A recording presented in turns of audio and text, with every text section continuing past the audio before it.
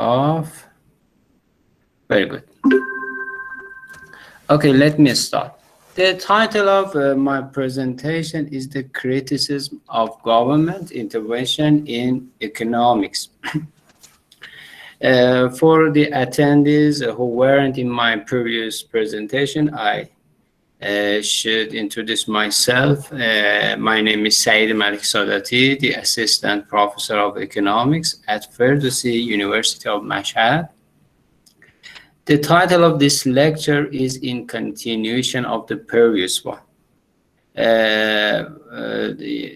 If you were in my previous lecture, I described about the government function in economics in previous presentations. So for attendees who weren't in the previous one, today I will elaborate again briefly about the government function in economics. After that, I will go on by public choice theory. The core concept in this lecture is public good theory. I will discuss about this theory and its important implication. After that, I will cover some government failures in economy. So let me start with the previous one. In the previous presentation, I cover some important functions of government in economics. They are entitled usually as a market failure, the situation in which market as a coordinator or as a coordinating mechanism cannot perform efficiently, cannot coordinate decisions of the economic agents and have some inefficiencies. In this situation, we usually say that the government should intervene in economy and perform the market failures. There are 7 important cases of market failures. To some part, you may see some other functions, but these are the main important functions. The first one is providing the rules. I mentioned before that in a society and in economy, as particular cases in society, all the economic agents need rules to coordinate these decisions, to interact with each other.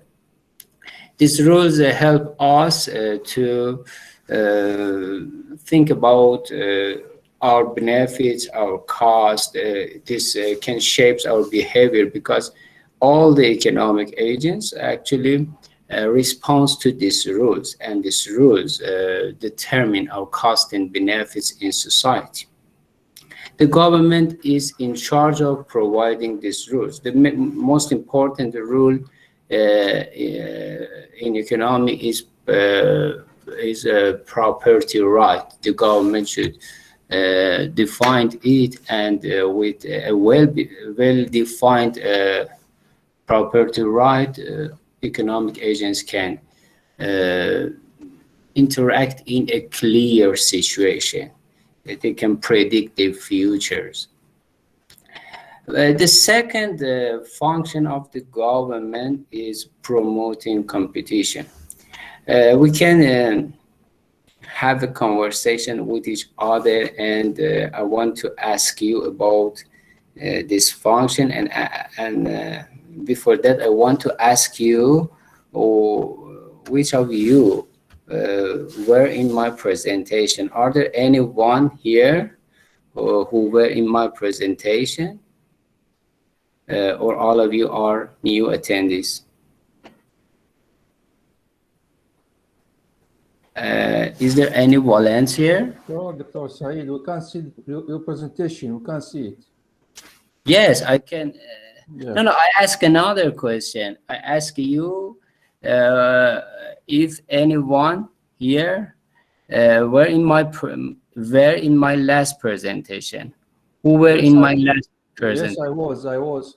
Okay. Can you help me elaborate it more for your friends? Can you explain about the role of government as promoting the competition?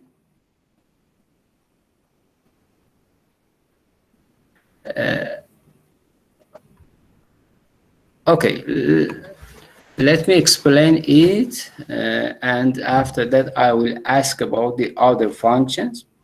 Promoting competition in economy, one important function of government is enhancing competition, because it is possible in an economy that there exists some kinds of monopolistic power, and the monopolistic power will harm the consumers, and it can be harmful for the welfare of consumer. The third function of government is providing information. You know that information is very important and is very expensive. We should pay for gathering information and making decision with this information. In each transaction, usually there is a asymmetric information. The amount of information that I have as a consumer isn't equal with the information that the producer of that goods and services have. So this unequal amount of information can harm me, because it is possible for me to buy something with low quality at the price of a high quality product.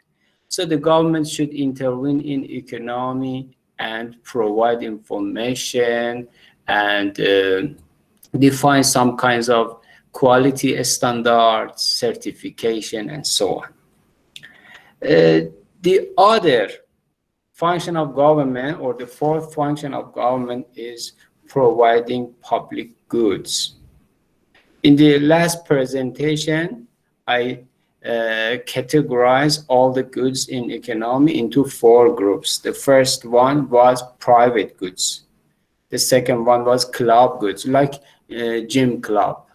The third group was commons, and finally public goods. I told you that public goods are groups of goods and services that aren't excludable and aren't rival. By excludability, I mentioned you that the providers of the goods and services cannot distinguish, cannot separate consumers of the goods. It is impossible for provider to exclude a group of persons who will pay for that goods from those who decide not to pay. So if a provider provides that goods, all the consumer can use it, and it is impossible to exclude persons who decide not to pay. So the private sector decide not to provide these goods, and it is the responsibility of the government to provide these goods, because these goods usually encountered with free riding. Free riding means using something without paying for it. The other function of the government, number 5, is providing merit goods. There is a very narrow difference between public goods and merit goods. Is there anyone to explain about this difference here in this class?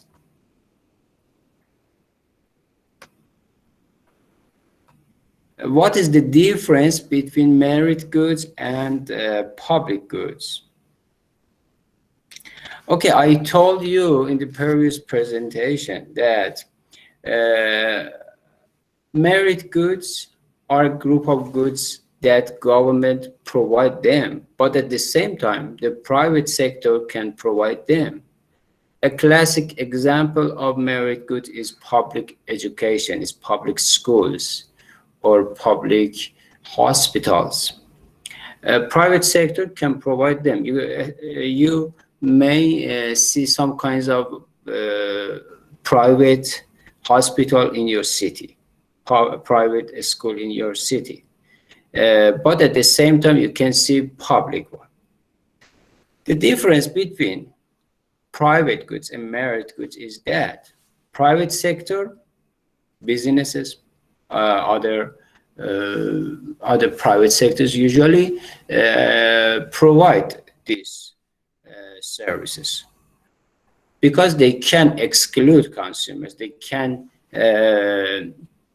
they can get money from the consumer of these services. But if all the service, all the consumer was forced to pay for these services, the poor people in the society will be worse off.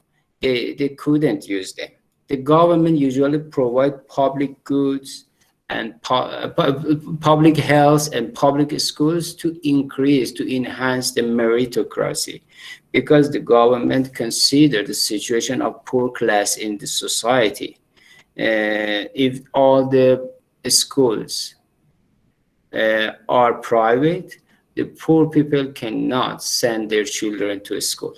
So we can say that public schools and public hospitals are merit goods, not public goods. Public goods are goods that absolutely provide by government, but merit goods provide both with government, by government and by private sector.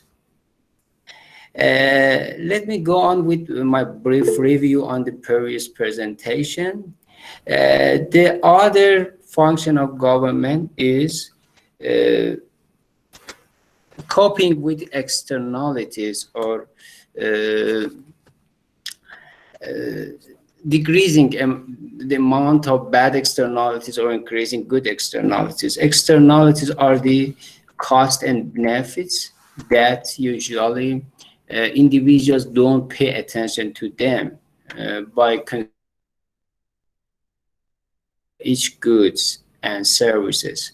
We produce social cost and social benefits, and we don't pay attention to them. Sometimes the amount of these externalities are too large that harm the society. For example, imagine a manufacturer that produces tires.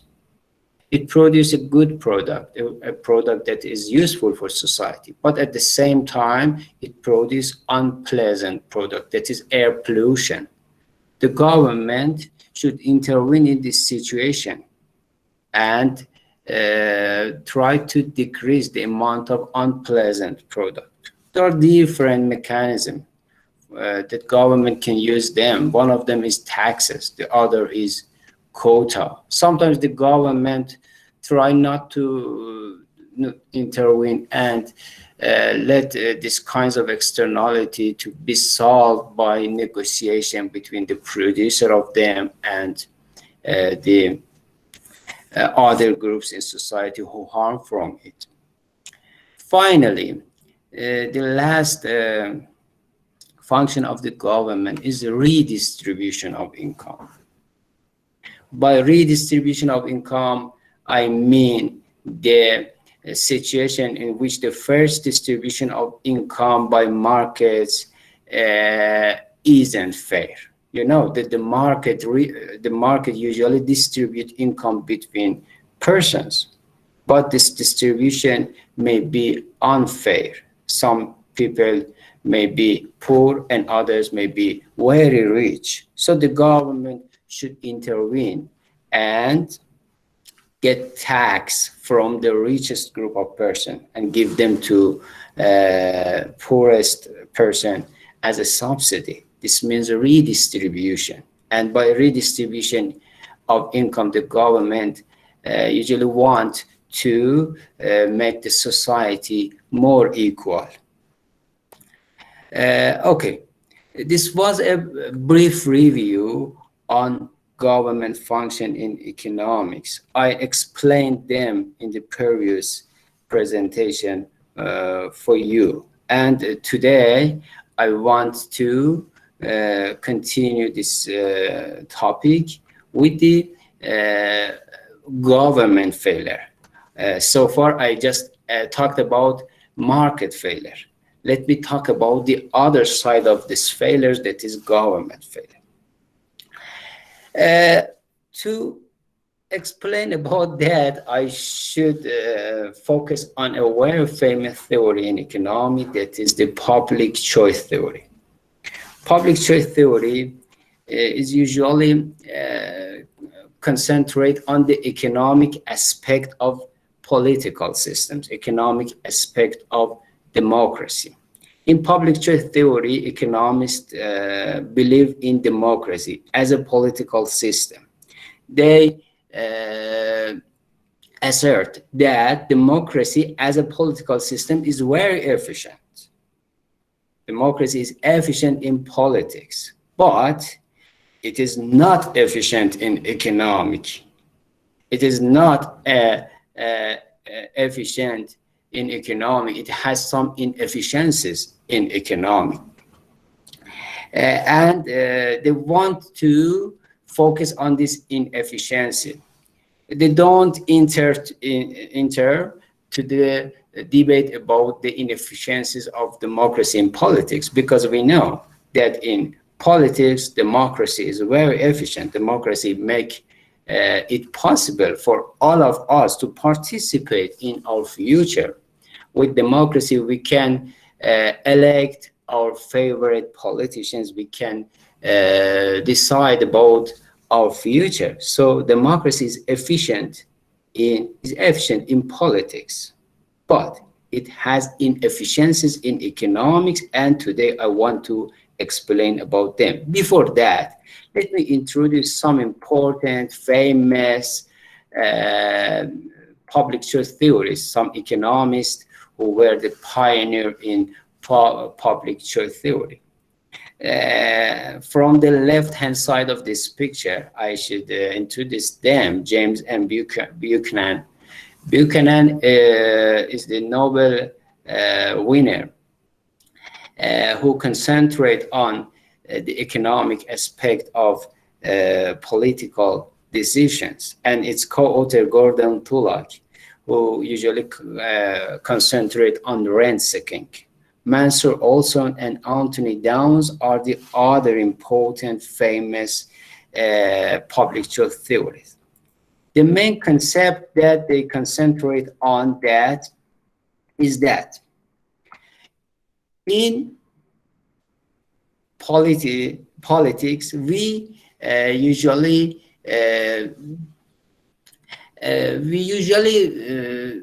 faced with politicians. Politicians, like other agents in economics, are homo economicus. We should remind this concept that all of us as a person in society are homo economicus. What is homo economicus? I mentioned it in my first presentation.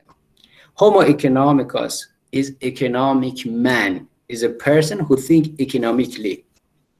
Homo economicus is a person who is rational, who is insatiable and self-interested, and sometimes maximizer.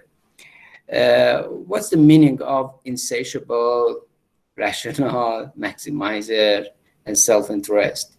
All of them are the characteristics of Homo economicus. I explained it before. Homo economicus usually think economically. If all of us are Homo economicus as a consumer, as a producer, as a manufacturer, as a trader, and so on, why? Why not? Why we aren't Homo economicus as a politician? All of us are Homo economicus. As a consumer, I think about more and more. As a consumer, I'm insatiable when I think about consuming something, no matter how many goods and services I have. I just want more and more. So I am insatiable. Other persons are insatiable like me. And I am rational. It means that I think about my decision rationally. I think the best one that I can. I choose the best one that I can, and no one should ask me about uh, my decision, because it is supposed that I think about them rationally. So all of us are homo economicus or economic men.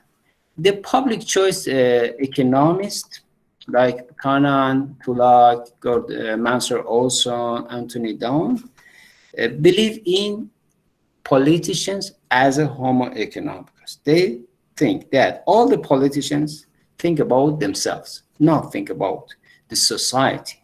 So it isn't true that we think that politicians usually are benevolent person. They aren't benevolent. They are homo economicus. They think about themselves. So the government in a democracy may also fail to perform its function properly because the politicians don't think about the social welfare. They think about their private welfare. They think about their group's welfare. And in this way, it is possible for us to encounter with inefficient policy. We entitled this topic under the name of government failure, the inefficiencies of government. Sometimes the government have some inefficiencies in its decision or in its policies. To elaborate more today, I'm going to explain 4 cases of government failures.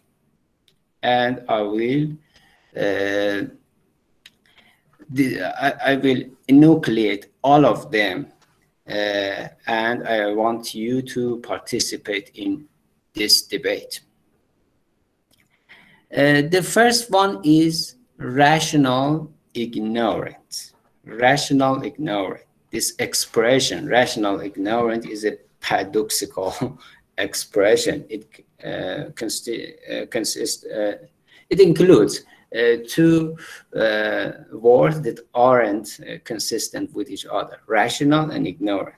Is it possible for a person to be rational and at the same time to be ignorant? Yes, it is. It is possible. You may think that these 2 words are inconsistent, but they are consistent in some situations, especially in politics. Imagine that you want to participate in an election, and you have 2 options. You have the option to vote for party A or vote for party B. How can you choose between them? You may think about different things, but if we reduce your decision into economical decision, you should think about your benefit in this decision. Let me give you more information. Imagine that you will have $20,000 if the party A will be in power, and you will have $10,000 if the party B will be in power. Which of them is better for you? Please answer me. I would like to ask more questions about that. Are those the short-term benefits or the long-term benefits, like the $20,000 and the $10,000? Very good answer. Very good answer. It is very important to look at this, to look at the time interval of this policy. Very good. But let me reduce this concept in a simple case. I will go on and I will cover your question in the next slide with more detail. I want to begin with a very simple example, so I simplify this example. Let me ask again, if we ignore that complicated aspect of this decision, especially the long-term benefits of these two parties, how can you answer me? Which of them is better? Party A. Party A, because Party A has more benefit. But how much benefit will you get from Party A? $20,000. Okay. How much benefit will you give more than the Party B?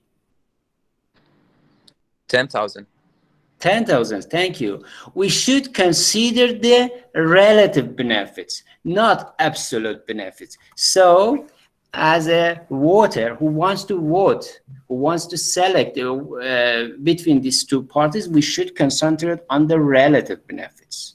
The relative benefits is the benefits that you can receive from Party A minus those amount that you can receive from Party B. Okay.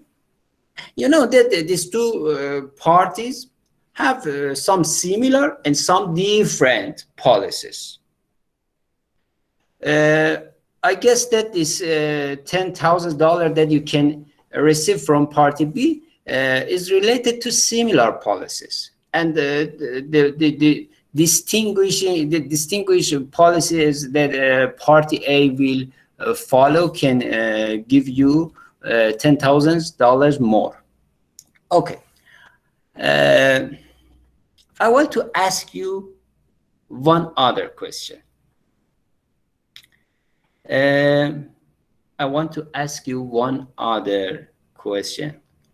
How likely is that your vote will change the results of election? If your vote have the power to change the result of the outcome of election?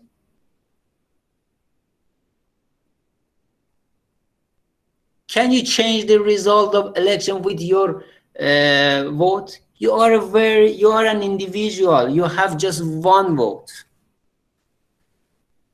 Can you change the outcome of election? If there are too many people, they can. But if it's only one person, he can't, or she. Yes, there are many people who have the right to vote. Okay, let me give you more information. Imagine that we have 1 million people as a population who can vote, as a population who can participate in election. Okay, what is the probability that your vote is deterministic in this election? They are definitely going to change the results. Yes, this 1 million people definitely can change the result. But you, as a single voter,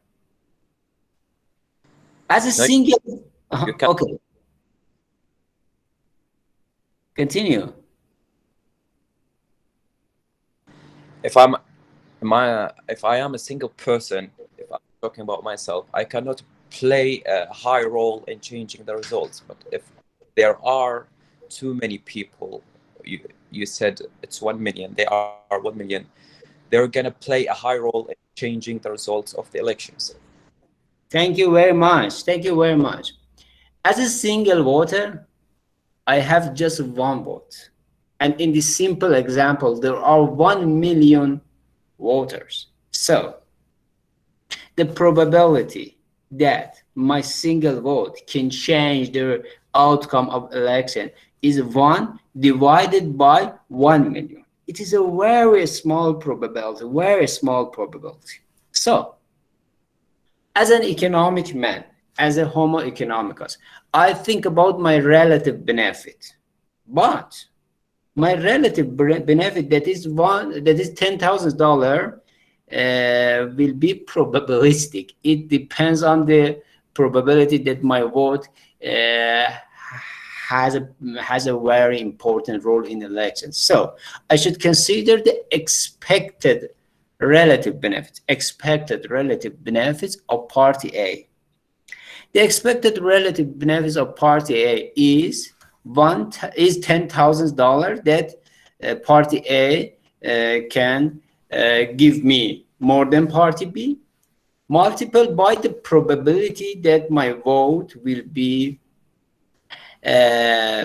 able to change the results of the election. So if we look at the election as this example, my expected relative benefit is very small, is something around 1 cent, $0.01, 1 cent. It isn't important to participate in election. Do you agree with me or not? I want to challenge you.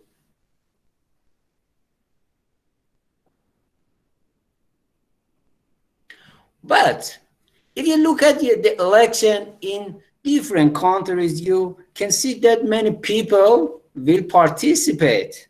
Many people. In previous election, they participated, and in the future election, they will participate. But if I want to look, if you look at the background of the different election, we can see from the facts that usually in presidential election, on average, in different countries, the participation rate is something around 50%.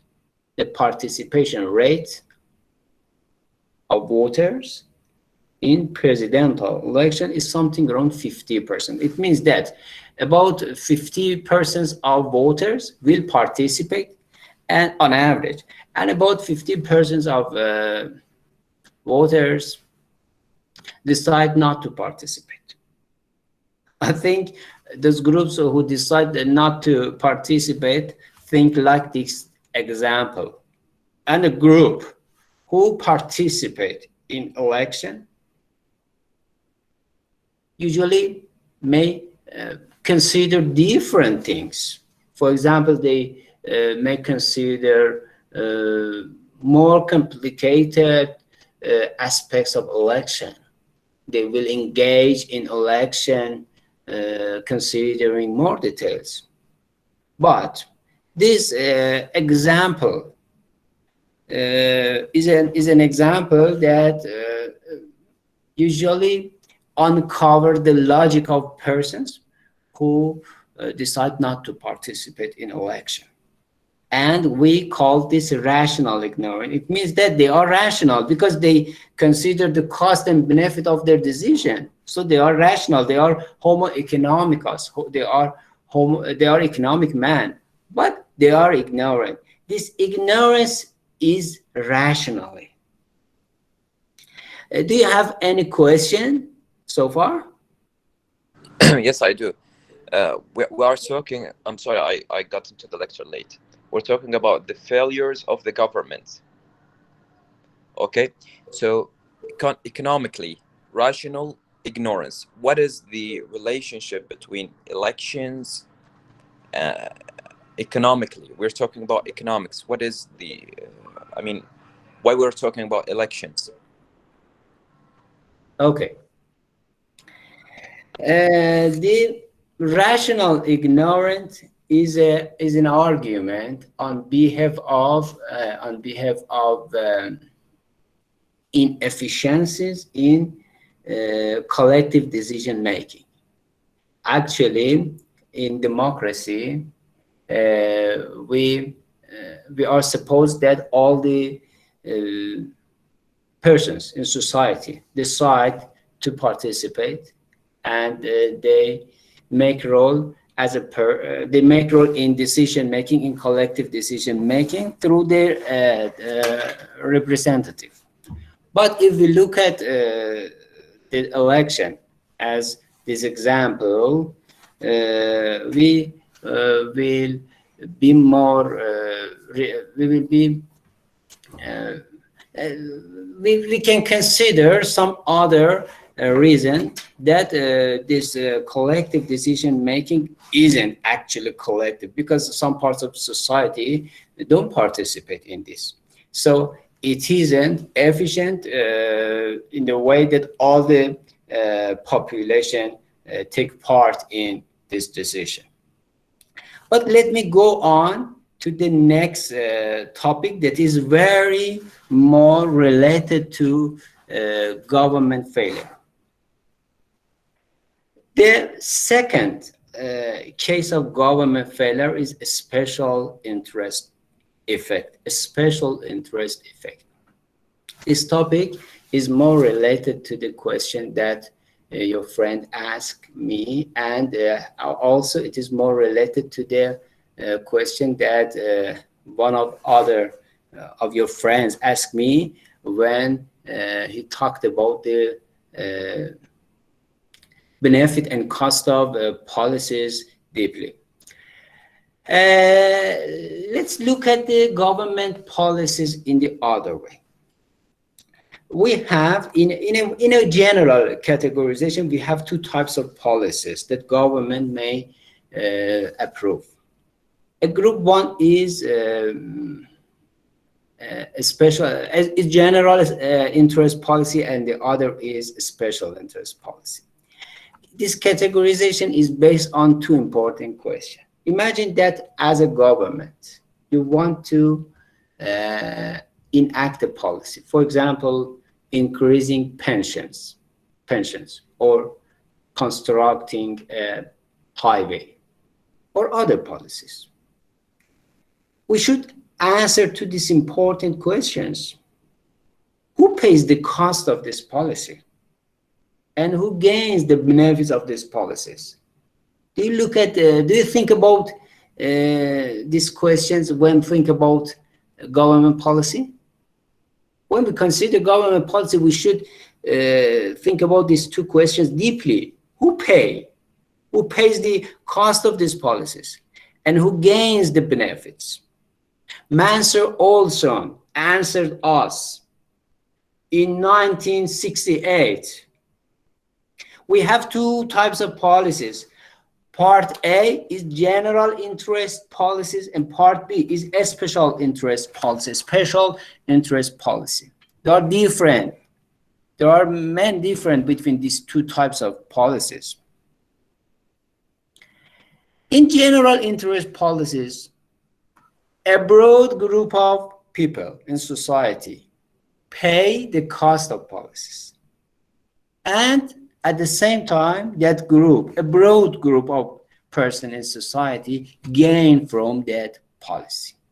But the difference of a special interest policy is that in a special interest policy, again, a broad group of persons in society pay for this policy, but a narrow group of population will gain. But the beneficiaries of these policies is a narrow group. A narrow group will gain. Let me make some examples for you. Look at these pictures. The first one is increasing pension. You know what is the pension? Do you know what is the pension? Yes, of course. Yeah. Yes. Salary is paid for retired people. Yes. Yeah. Salaries that pay to retired person. Usually, this salary usually is financed through their contribution of them when they were working. But when they were retired, these amounts of money that they pay to their employer will attribute to them as a pension. But if the government decides to increase them, the government should pay for them. How can a government how can government finance the amount of money that is directed to retired person? Who paid the cost of it? The government. The government. And how can the government pay this money? Decreasing taxes on the people who are working. Excellent. Increasing the taxes. And who pays this tax? The broad group, the large group of people. A broad pays group. that. Yes, a broad group. All the population. All the population. Who gain from this policy? Who gains? A narrow group. A narrow group. The retired people. Thank you. A narrow group is beneficiary of this policy, but all the people in society will pay for it through their tax. So this is a special interest policy, because a special group, just a special group gains from this policy. Look at the second picture, constructing a highway. I want to ask you, I want other attendees in the class to participate in my debate. If we consider constructing a highway, who will pay for this policy?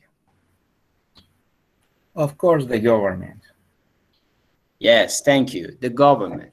And again, I want to ask you another question. How can government afford the cost of this policy? Of this one could be provided from the income sources of the government. Income sources. Yeah.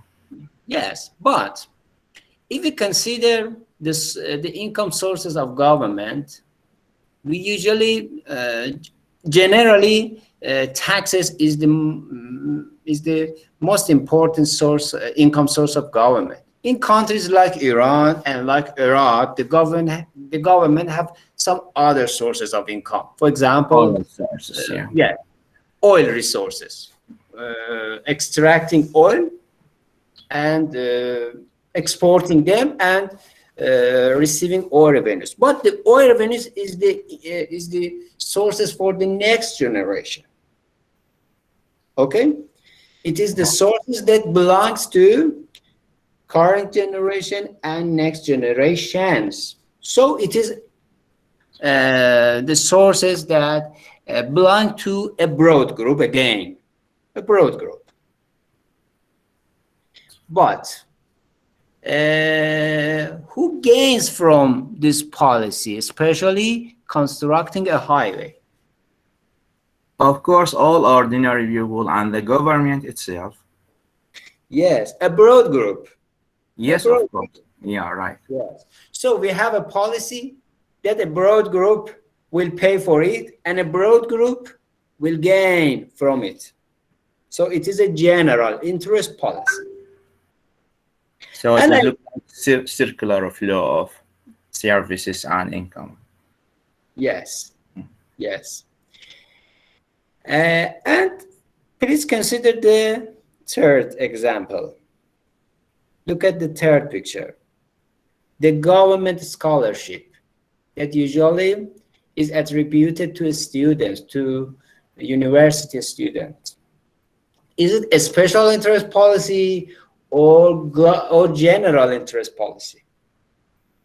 This one could be for both general and special interest policy, because students, when they dispatch it to other countries, of course they gain and they improve their education level. So this is a private benefits, we can't consider it.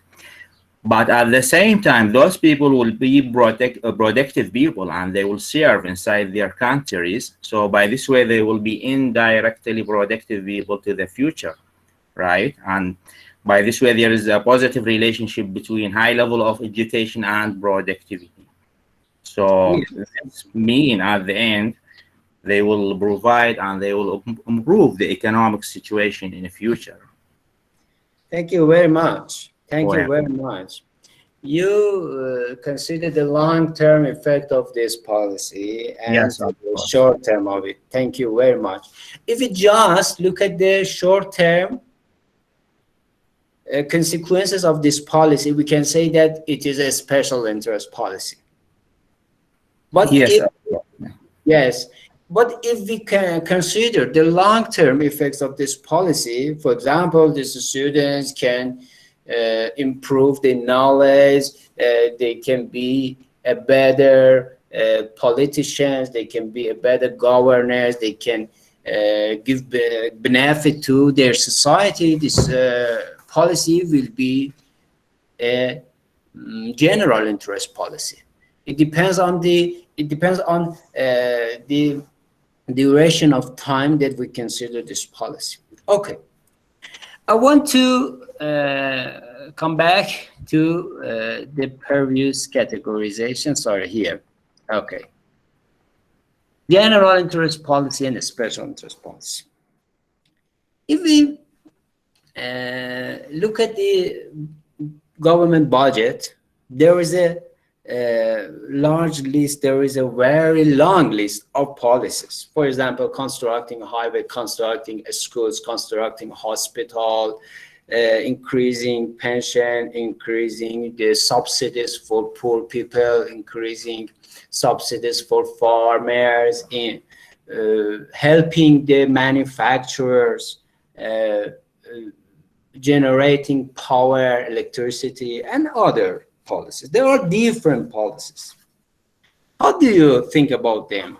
Do you think that the majority of these policies are general interest policies or special interest policies? It includes both of them. Yes, it includes both of them, but which one have the larger share in government budget? It should be general interest policies. No. Should be. No. No. Why? Okay, I will answer you. The paradox in the government policies is that the majority of government policies are a special interest policy. It is impossible for government to just enact general interest policy, because some policies, but by its nature, is due to a special group, is due to a narrow group. For example, pension. Pension is directed to a narrow group. Farmers are narrow group again. Manufacturer are narrow group again. The students are narrow group, and different groups. The majority share of government budget usually is devoted to a special interest policy, not general interest policy.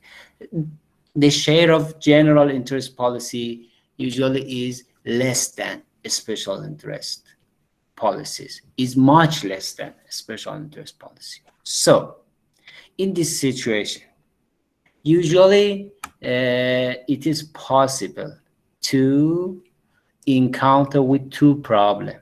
The first one is inefficiency in a special interest policy, and the second is inequality in a special interest policy. It's very important. Let's start with the first one, inefficiency in a special interest policy. Let me make an example for you. Imagine that you want to imagine that you want to build imagine that you want to build I'm looking for a good example for you. Okay, imagine that you want to build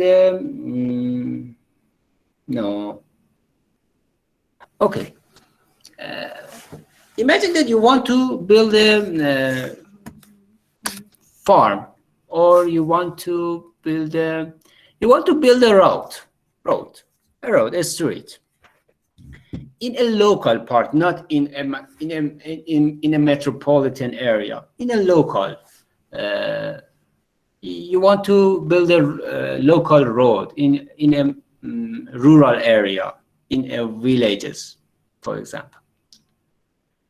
As a private sector, not government, as a private sector, you want to build a road and you want to afford its cost, and you want to, for example, ask people who wants to pass this road money. You ask them money to pass this road. This is an imaginary example. It isn't a real example, okay? How do you think about its cost and benefit? You consider its cost and you consider its benefit, because you should pay all the cost and you should receive all the money from the users of this facility. But as another case, imagine that the government is in charge of constructing that road. If the government decide to construct this road, the government again consider its cost and its benefit, but the government have less information. Usually a person who are beneficiaries of these policies, who are beneficiaries of this public good, maybe, yes, try to encourage the government to increase the amount of this project, to increase the scale of this project. Why? Because they think as so. They think that they are the beneficiaries of these policies, but they can impose some parts of the cost of this policy to other people, to people who live in other parts of the country. The government will afford the cost of this policy through the national budget, through the tax of all taxpayers. So the scale of this project usually will be more than the efficient scale. You may see in your country many different projects that aren't in an efficient scale. For example, a very huge hospital in a local place, not in metropolitan area. In my country, there are many cases of this. You may, for example, I don't know if you were in Iran before or not. We have many different airports in very small cities that they don't have any flights. But the local people usually encourage the government to construct them, but they aren't efficient. They are inefficient. They don't have sufficient flight. For example, you may see two cities in Iran that are very near to each other, and both of them have airports. Both of them. It is inefficient because the local people don't pay all the cost of this policy. For example, imagine that the cost of an airport is $100, as an example, $100. And imagine that there are 100 people in a country. If we build this airport is a local area, the benefits of this policy will be attributed to the local people. But the cost of it will be attributed to all people, to all the person. One person, $1. Each person should pay $1. So if the benefits of this policy is, for example, $30, and the population of that local area was just 10%, they pay $10, but they receive $30. They don't consider the amount of money that other persons in other parts of country will pay. So they have the incentive to increase the amount of these policies. Sometimes this inefficiency means that constructing a project that isn't necessary. Sometimes it means that increasing the scale of it. If you have any question, you can ask me about the first part, inefficiency. I will cover the inequality next. Yes, Dr. Said, if you allow to me to share. Let me look at you. Okay, Doctor, thank you for your presentation. Thank you, Mr. Sabah. Thank you, Doctor, thank you. I have one question. You said before the democracy is not inefficient for economy. Is that true? No, no, no. I told you. Let me continue, please. It Yes. is efficient for political system. Yes. Is that good? So we see for the developing economies like OSCE countries, USA, Japan, like example, it is industrially advanced economies. They have a major growth economy, but it is democratic countries, aren't? Yes. So I think the democracy, it is a benefit system for for some countries and the third countries, but it is not for development countries. Do you think that, Dr. Said? Okay, I will answer you.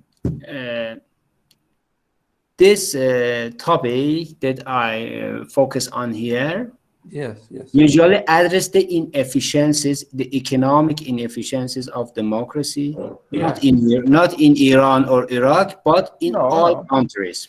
These topics, as a economic text, is related to United States, is related to European countries, is related to other democratic countries. All of them are industrial developed countries, and all of them are encountered with these problems. So they try to find a solution for it. They try to find a solution for them. For example, by increasing transparency in their political systems and in their economic system, by enhancing medias, they try to cope with this inefficiency. They try to reduce them. But if in a country we have a democracy, but we don't have transparency, we don't have free and developed medias, the amount of this inefficiency will be much more.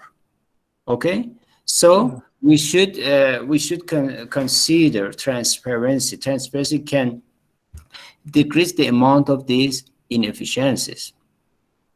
I don't want to say that democracy is an inefficient system. No, democracy is efficient in politics. We don't have any other mechanism that is more efficient than democracy. Maybe in future societies find something else, but at the moment democracy is the most efficient political mechanism. But it has some inefficiency, and we should think about that, and we should find solution for it. The existing solution at the moment is transparency, is increasing transparency. Yes. Thank you, Dr. Said. Thank you. I hope I could answer you, and I hope you could give your yes, it's clear. what you want. Okay. Okay, it's clear for me. Thank you. Thank you. Let me go on. Do you have any other question? Okay. No, sorry. No, sorry. Thank you, Mr. Sabah. Mr. Sabah was in the Paris presentation. I had a debate with each other. I remembered it. Yes. Yes. Let me go on. There is other problem with special interest effect that I can address it as inequality in special interest policy. Since a special interest policy usually benefit narrow group and usually is financed by a broad group, sometimes it is possible to be some kinds of inequality. Imagine that there is two narrow group in a country. A narrow group that is farmer in a very far and small village, and the other group is the other group of farmer that is larger and have more money. Both of them want to follow their special interest policy. Both of them needs some kinds of subsidies. Both of them try to follow a special interest policy. But which of them will succeed? Which of them can be successful in this procedure? Each group that can be organized better. The group with a lot of money. Yes, the group that have a lot of money, because they can lobby with politicians. They can pay money. They can organize better. They can hire an agent to lobby to do lobby for them. Both of them need money as a subsidy. Both of them can increase their business by subsidy. But between these two groups, there is an inequality. Those groups that have a stronger voice, a group that have a stronger voice, a group that have more money, the group that can be organized better will be in a better situation and have the more chance to be successful. And it is the inequality in a special interest policy. So a special interest policy have inefficiency and have inequality. As I answered Mr. Sabah, transparency in an economic system and political system can decrease the amount of these two problems. Democracy should be accompanied by transparency, by social and free media, by voice and accountability. Transparency can make politicians accountable and prevent them from doing these actions, prevent them from engaging in lobbying. Okay, let me go to the third case.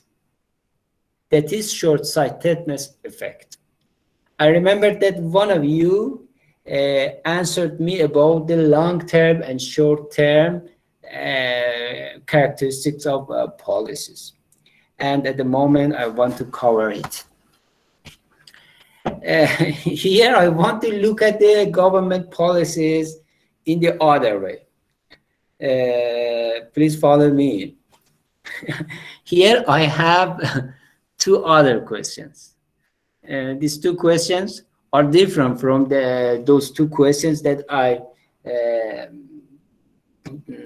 I introduced you in the previous slide. Here, I want to look at government policy in the other way. Government policy can be categorized again into two groups, and it depends on the answer of these two questions. When do the cost of a policy come in, and when do the benefits of that policy come in? We should look at the time interval of policies, but we should look at it more deeply. We should look at the time interval of cost and time interval of benefits. Sometimes there aren't at the same time. They don't occur at the same time. If we answer to this two important question, we can categorize governmental policies in two groups. First group. The first group of policies are policies that their costs will occur at the present and they have future benefits. It means that all of us as a taxpayer, as a citizens, should pay tax at the present and wait for future benefit. For example, when we invest on education, when we invest on human capital, when we invest on, for example, when we pay tax and the government use this tax to build a highway, to construct a highway. But there are another types of policies that this characteristics is in contrary with the first one. In this type, the cost of policy will occur in future and its benefits will happen at the moment. So we can postpone the cost of this policy to future and enjoy receiving the benefits of them at the moment. What policy is better? Which one is more efficient? Please answer me. Type 1 is the best policy. Type 1 is the best policy, but it is impossible. Type 2 is economically, or type, yes, okay, I made a mistake. Okay, type 1 is the best policy because it is economical. Because all of us should wait for the benefit of this policy. In economy, we have a very important sentence. There isn't any free lunch. There isn't any free lunch. Please pay attention to this sentence. Don't let politicians to show you some populistic sentence, some populistic policies. There isn't any free lunch. So if you enjoy receiving a benefit at the moment, you should consider it that you should pay for it in future even more. So the first one, as your friend said, is the best one. But look at democracy. In democracy, we have the politicians that all of them have the very short period of time to be in power. As a president, they have a short period of time to be in power. For example, for 4 years. As a MP, members of parliament, they have short period of time to be in power. They don't have enough time to wait for the benefit of policies. They want to show the voters, the citizens, the outcomes of their policies because they need to be re-elected. They need more. They just look at the their vote share. They need to be re-elected. So they decide to choose the second one, not the first one, because in the type 2 policy they can show the voters or taxpayers or citizens the benefits of their policies in the short term, and they can persuade them to re-elect them again. It is a very bad inefficiency of the politicians' behavior. As an example, look at this example. Constructing a highway. We know that it is a general interest policy that a broad group of taxpayer will pay for it, and a broad group of citizens or taxpayer will gain from it. So there are two types of financing this project. Type A.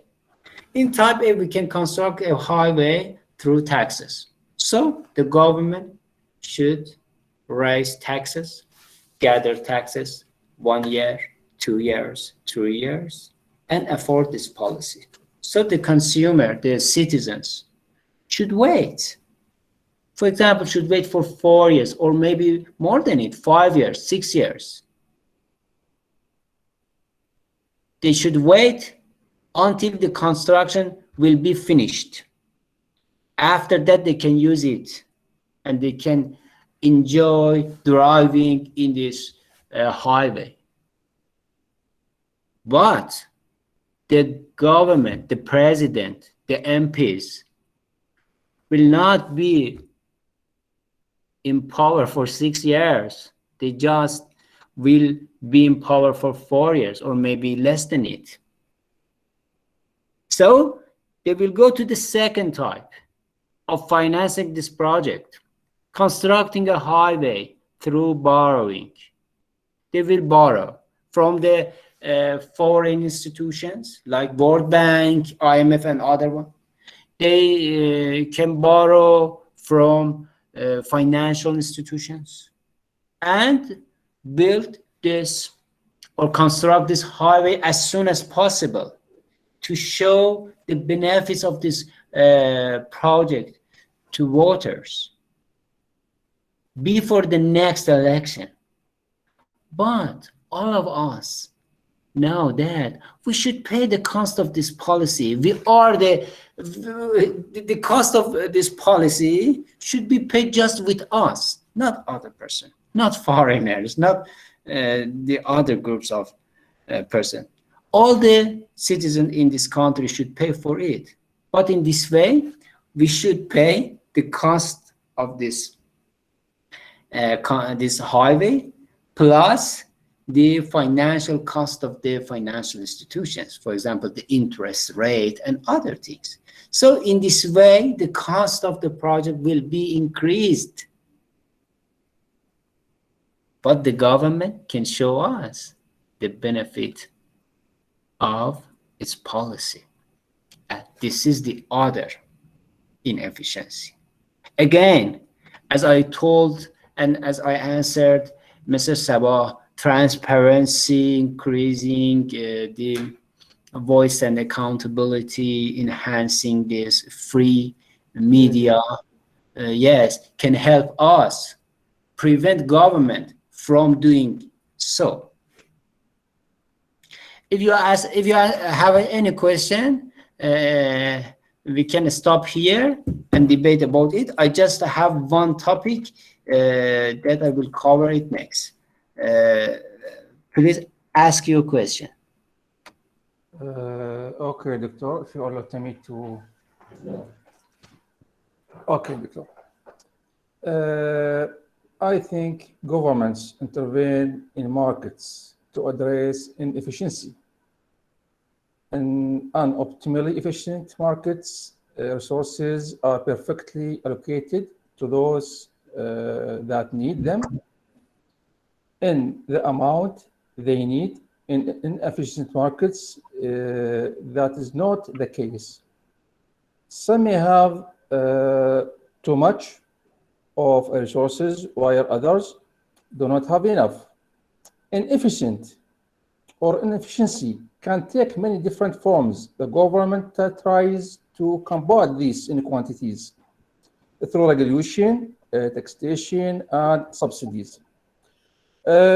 Most governments have any combination of four different objectives when they intervene in the market. I think four objectives: maximizing social welfare,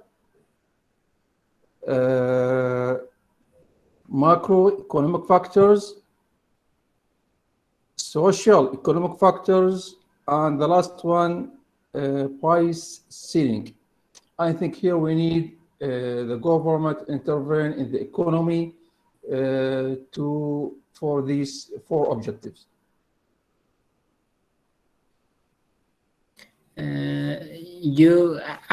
If I got your meaning, your explanation, you told that it is better for government to just intervene in four objects. Yes, Doctor, yes. Okay.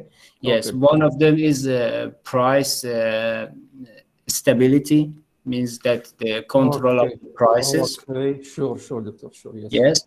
The other is externality, means decreasing the amount of air pollutant and so on.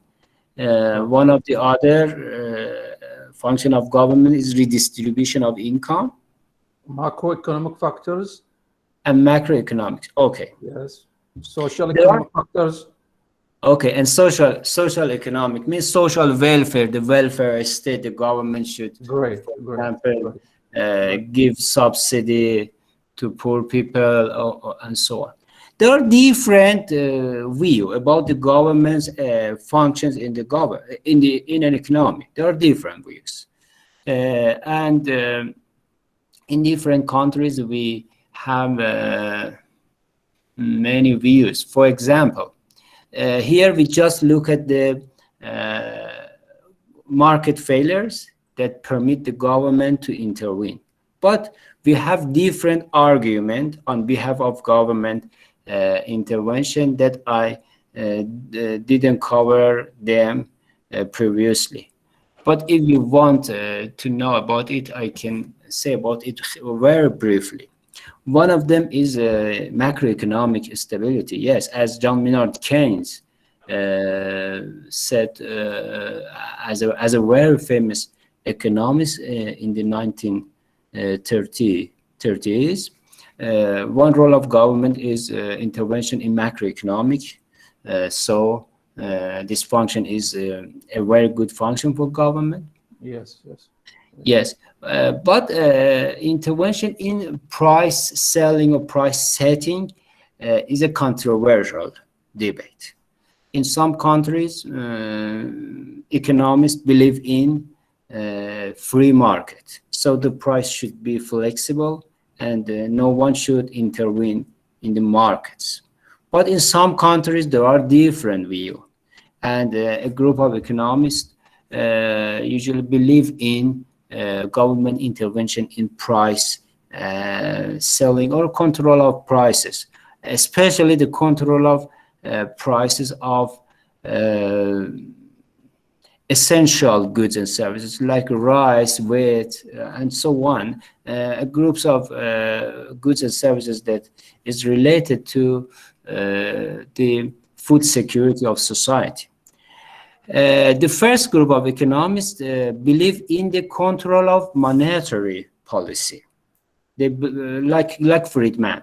They believe in the role of government as an authority who should control the amount of monetary policy, who should prevent increasing the amount of liquidity in economy, because if the government control the liquidity, inflation will be controlled, and in this way the government don't need to intervene in each markets and set the price of all the goods and services. You allow to me, Doctor, please. Yeah. Please. Before, I think, 4 or 5 years, we was visiting Mashhad, in Mashhad. And I was talking about pricing stability here.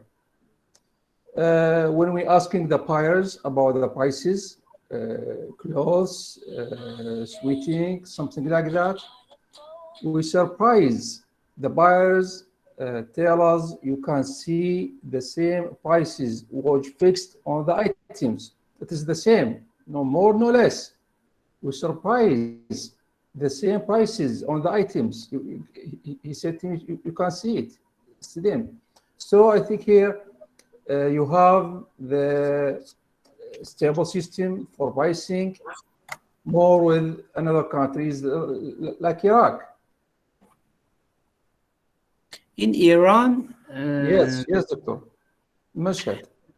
in Mashhad, the Yes, price yes. system, yes, the government in Iran is very serious in price setting, in control of prices.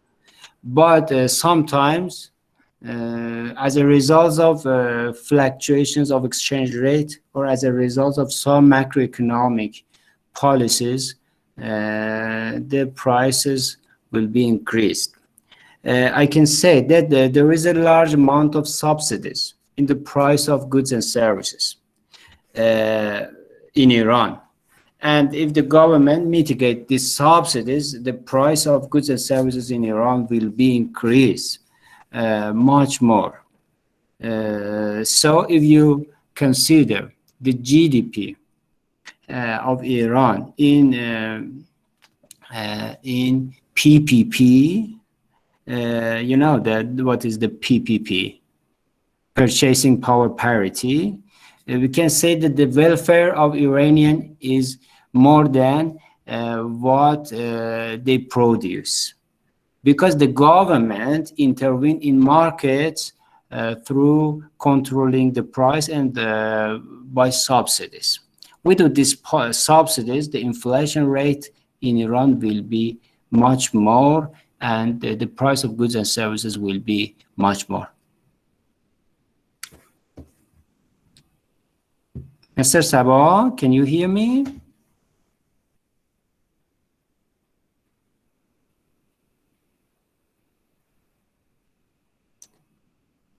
Mr. Sabah?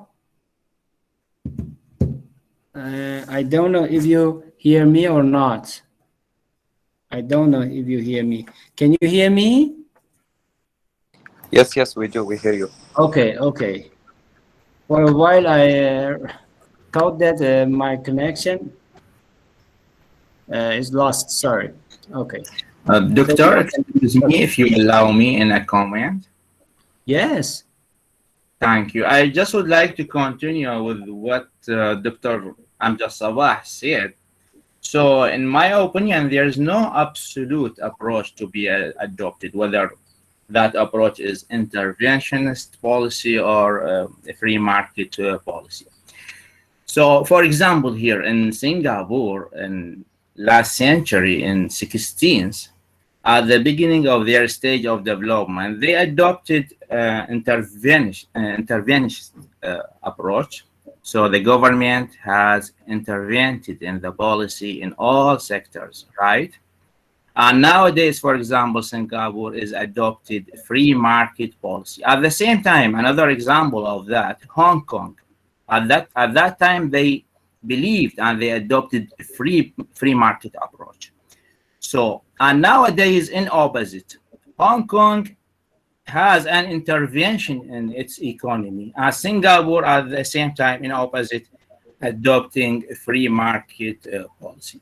So in this case, I think the situation is related with the maturity of economy and economic situation as well, and at the same time, it is related to the maturity of society as well, to the institution of the country, right?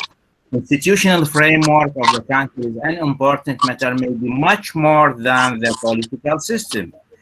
Another example for that, for example, South Korea in 15th of last century, also for example, the dictatorship was an ideal way to develop the economy, right? Park Chin-hee was the president of that country, and he received the authority from 15th to, I think, 1979.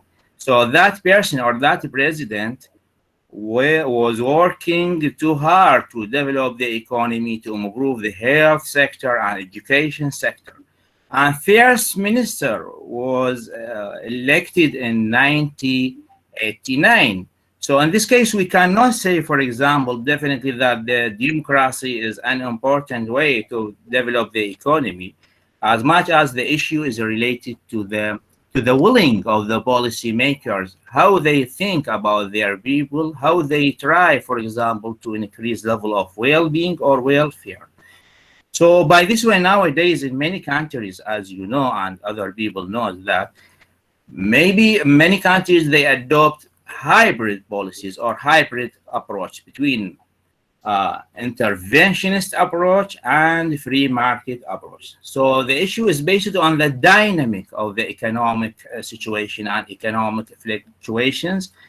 And also it is related maybe to the, for example, the progress of economies, maybe regional economies and international economies. So this is the point. By this way, what I want to say that there is no fixed policy or there is no fixed approach to be adopted, as much as the issue it is related to the situation of the country, right? What is the policy can be suitable to the economy? So that's why many countries succeed, for example, even under the dictatorship, as South Korea in my example, and other countries under the democracy system. Thank you, Doctor. Thank you very much for your argument. It is very important and it is a very correct argument. There isn't any single or any unique way for development. There are many different paths that the different countries experienced previously. For example, as you told, in the eastern part of Asia, we had an experience of autocratic political systems who will be very successful in economic, and after economic miracle, they gradually go toward democracy. It means that they have a priority for economic prosperity rather than democratic or political development, and they were successful. And it depends on the situation. Yes, you told, as you told,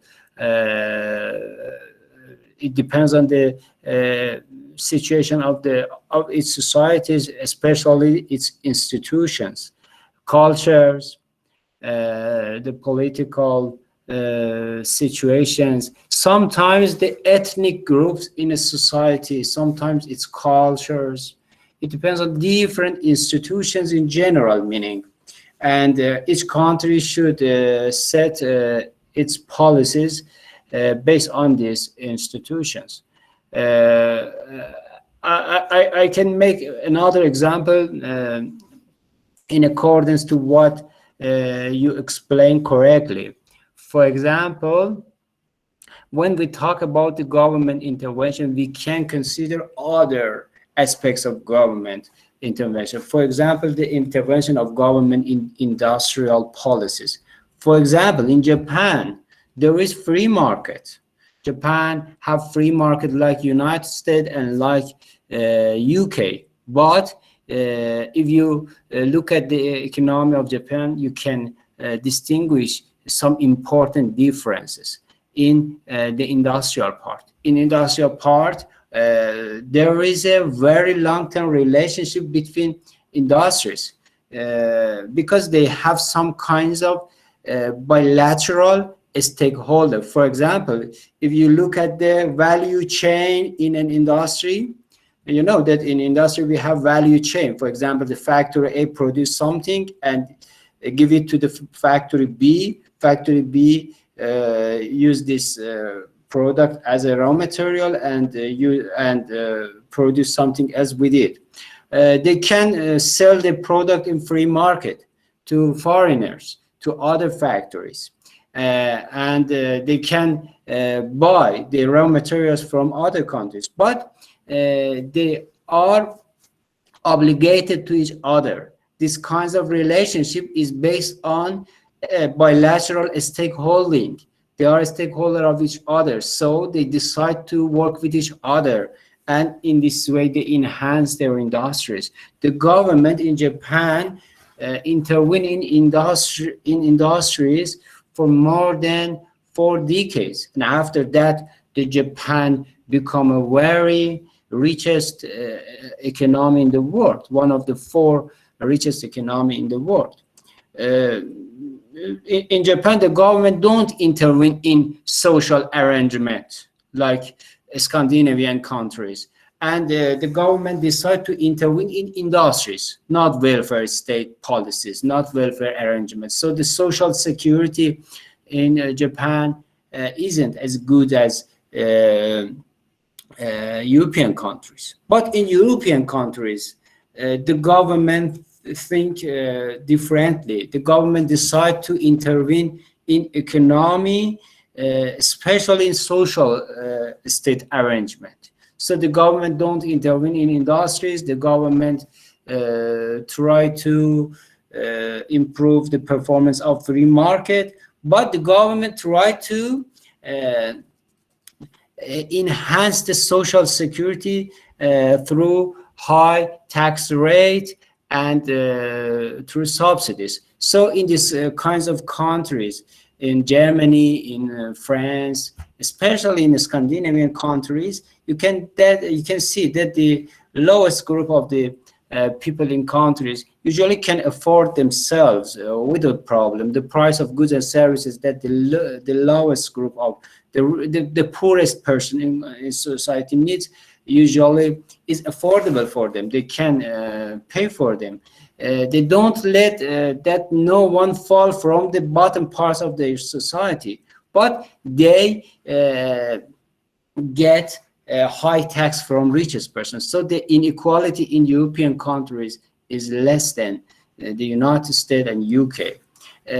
Each society, each country should think about their institutions and define the roles of their government based on these institutions and based on their requirement.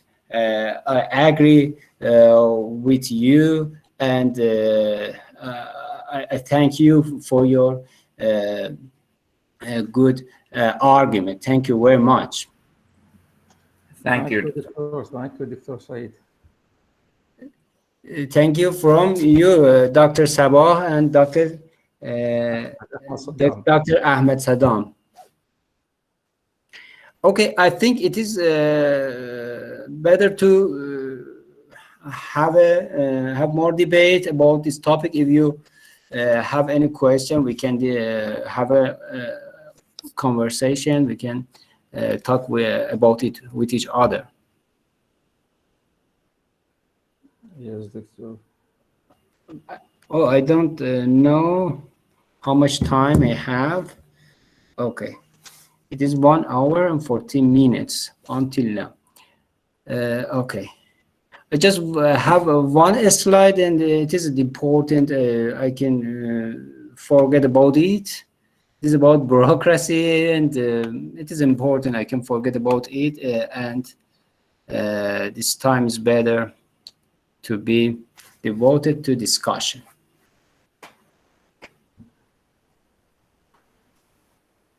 Any other question? Okay, Doctor, please. I think we need a government intervention in economy. We need a central government that manages general economic affairs. I think we need that, especially in economics like Iraq, development countries. I think we need that. I think it also exists in capitalism economics. Do you think that, Dr. Saeed, interfere in economic activities, organize it, regulate it by laws? I think we need. I think the governments regulated the economic activities in industrial countries.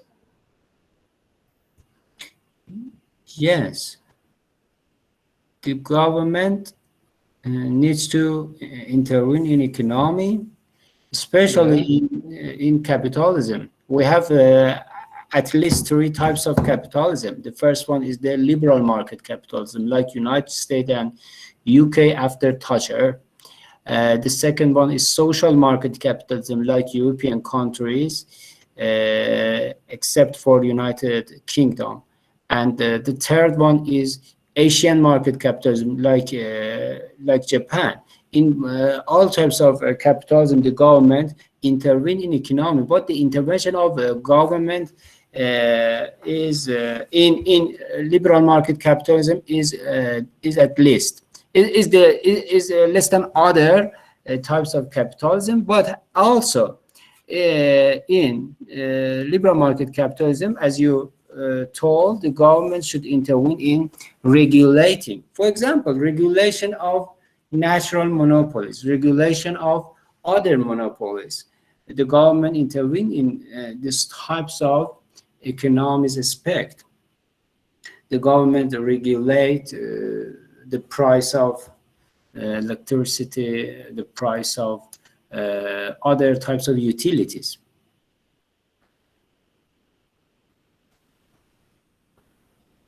Yes, okay, Doctor. Yes, okay. Thank you. Thank you very much, Dr. Sabah. If there is, thank you very much. If there isn't any other question, we can finish here. And okay, there isn't any question. Okay, we can finish here. And if you have any other question, you can send an email for me. Okay, Dr. Saeed, I think we talking. I think in the last presentation, in the last one, before a couple of weeks, I told you if you can make a presentation about Iranian economy, oil sectors, United States embargo on Iranian economy, about national industrial in Iran. I think this is very important subjects. We need to know about it, more about it from you. Yes. Okay, it is possible for me to present about these topics that you are interested in, especially in industrial policies in Iran. But actually, my field of research is political economy and also labor economics. And also energy and environmental economics. We can have another presentation about them. It is more related to my field of study. So if you are interested in, we can have another presentation about them. We hope that, of course. Thank you. Okay. I can be in touch with you, and we can coordinate it with each other. We will confirm it. I love that. Thank you very much. Thank you, Doctor. Thank you. Thank you. Thank you very much. I am happy to be united with you for 3 times. And it was a very good debate. Thank you very much. I hope I can see you again in future. Mr. Saeed, excuse me. Dr. Saeed? Yes. Okay, thank you, Dr. Saeed. Mr. Adnan, بفرمایید. Okay, yes. Come on. Maybe my question a little off topic, but I would like to ask you about the price of Toman. And in fact, I'm so surprised because the price of Toman did not respond to the positive political news and the increase in the Iranian oil export. Is it planned policy, or is it out of government control? The price of Tuman or the exchange rate. You ask especially about the exchange rate fluctuation. Yes, yes. Yes, the exchange rate fluctuation in Iran has many reasons. One of them, the major cause of it is the sanctions, because it decreased the amount of oil exports of Iran, and also at the same time it restrict the financial transaction of Iranian traders. But there are different reasons. The other reason is the pandemic, especially especially 1.5 years ago, because for 2 or 3 months the transaction will stop. The transaction stopped.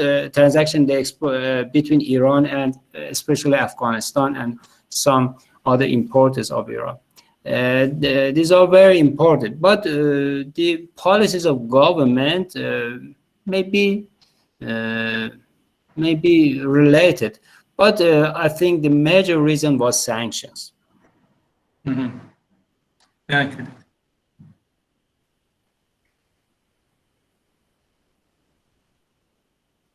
Okay, any other question?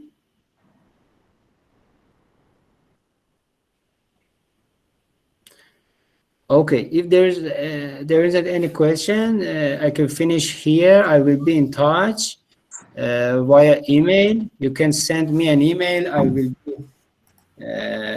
I can answer you if you have any question related to my presentation.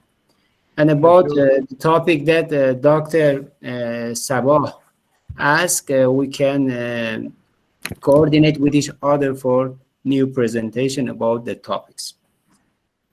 Thank you, Doctor, Okay, so Doctor. much. I hope that. Thank you very much. Thank you, Doctor. I hope I will see you again. Thank you very much. Goodbye. Inshallah. Thanks, Doctor. Thanks. مع السلامة. Goodbye. Thank you. Goodbye. Thank you. Bye.